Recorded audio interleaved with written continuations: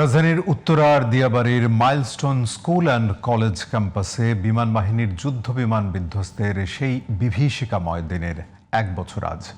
গত বছরের এই দিনে দুর্ঘটনায় ৩৬ জন নিহত হন, তাদের মধ্যে ২৮ জনই ছিলেন শিক্ষার্থী। আর আহত ব্যক্তিদের অনেকে এখনও পুরোপুরি স্বাভাবিক জীবনে ফিরতে পারেননি। বিভীষিকাময় সেই দিনটি ঘিরে আজ নিহতদেরকে শ্রদ্ধা ভরে স্মরণ করা হচ্ছে নানা আয়োজনে। বিস্তারিত রফিক মাহমুদের রিপোর্টে। শেকড় থেকে শিখরে।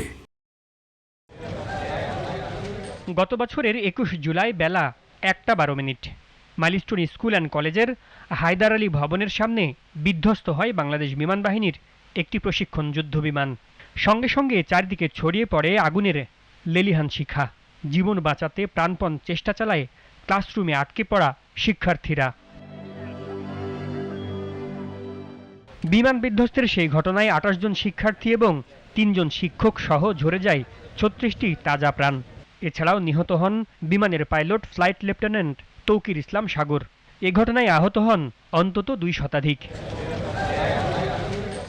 বিমান বিধ্বস্তে নিহতদের স্মরণে 1 বছর পর মঙ্গলবার স্মরণসভা ও দোয়া মাহফিলের আয়োজন করে মাইলস্টোন স্কুল অ্যান্ড কলেজ কর্তৃপক্ষ।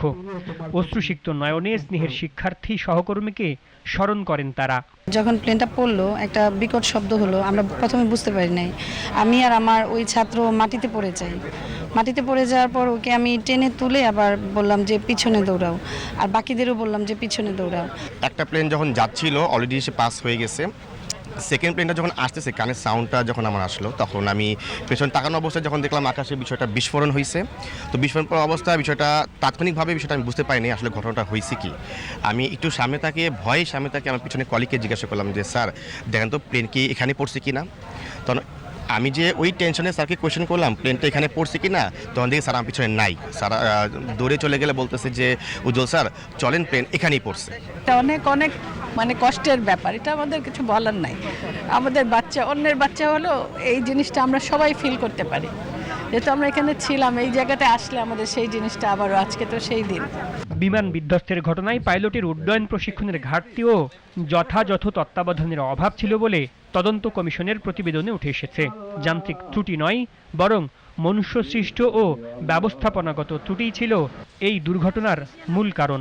ঘটনার পর গঠিত ৯ সদস্যের উচ্চ পর্যায়ের তদন্ত কমিশন ৩ মাসের তদন্ত শেষে এই প্রতিবেদন জমা দেয়। Rafiq Mahmud, GTV news, Dhaka.